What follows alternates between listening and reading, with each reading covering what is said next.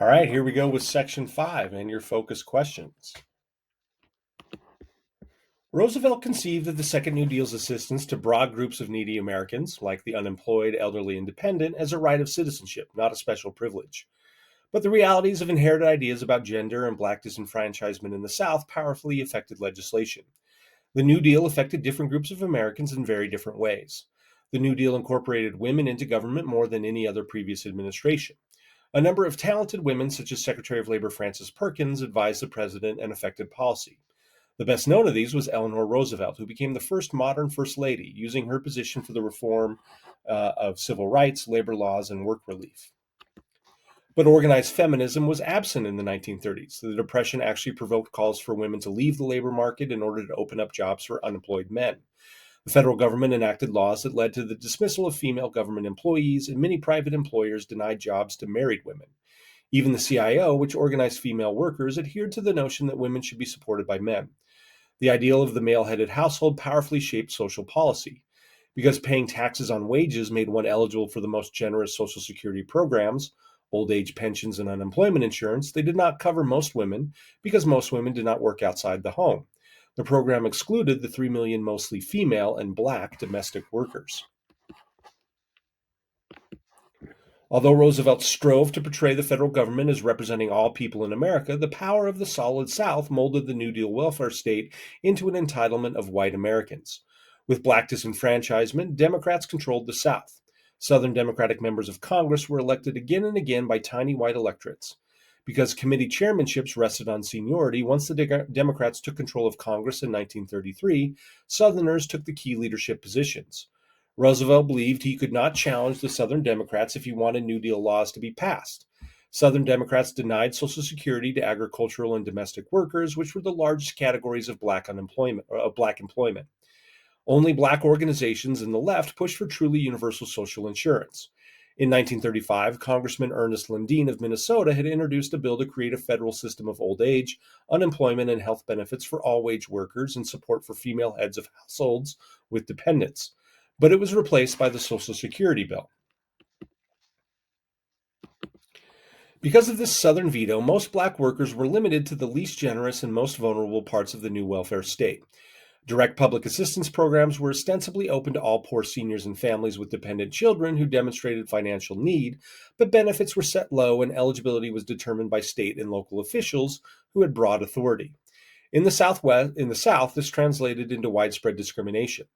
Because recipients of direct assistance did not pay Social Security taxes, they soon bore a stigma of dependency on government handouts, which became known simply as welfare. The stigma intensified until pressure reform led the federal government to abolish its responsibility for welfare in 1996, during the administration of Bill Clinton. The Depression and New Deal had contradictory impacts on the nation's racial minorities. Commissioner of Indian Affairs John Collier launched an Indian New Deal, ending the policy of coerced assimilation by replacing boarding schools with day schools, ending bans on cultural and religious expressions, and bringing more Indians into the Indian Bureau. The cornerstone of the Indian New Deal was the Indian Reorganization Act of 1934. This abolished the Dawes Act and supported the return of some land to tribal nations. It also recognized the rights of Indians to govern their own affairs. However, the act was criticized by some Indians because it forced them to model their governments upon the expectations of federal officials. The most egregious failure of the Indian New Deal occurred on the Navajo Reservation, where overgrazing resulted in soil erosion and drought. In response, federal conservation officials forced drastic herd reductions on the Navajo Nation, seizing and killing large numbers of livestock. Though the New Deal was the most radical shift in Indian policy in American history, it did not significantly improve reservation living conditions. The Depression devastated Mexican Americans, 400,000 of whom returned to Mexico when the demand for their labor declined. Some were coerced into moving by authorities in the Southwest.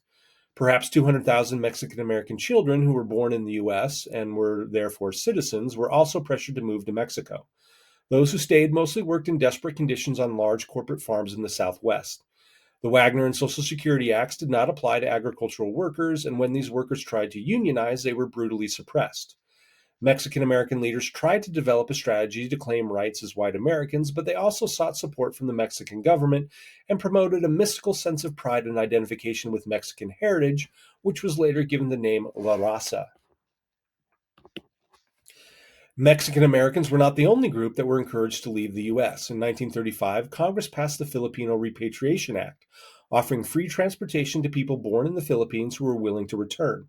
People who did leave would only be able to return by applying under the Philippines' annual immigration quota of 50. Given the lack of economic opportunity in the Philippines and fear about being permanently unable to return to the U.S., only around 2,000 accepted the offer. Always last hired and first fired, African Americans suffered the most in the Depression. Blacks who kept their jobs now competed with unemployed whites. Facing an unemployment rate twice that of whites, blacks benefited less from direct government relief and public works projects. The Depression forced blacks to make economic survival their primary demand. Even W.B. Du Bois surrendered his hopes for racial integration and instead urged blacks to think of themselves as a nation within a nation. He urged blacks to build an independent, cooperative economy within their own communities and take control of separate schools. Key figures in and around the Roosevelt administration highlighted injustices against blacks. Roosevelt appointed Mary McLeod Bethune, a well-known black educator, as his advisor on minority affairs and appointed blacks to other positions as well. Eleanor Roosevelt and Secretary of the Interior Harold Ickes criticized segregation, disenfranchisement, and lynching. Blacks generally supported the New Deal and started voting for the Democratic Party, shifting away from their traditional support for Republicans. Their hope for a broader changes were stymied by the influence of white Southern Democrats in the party.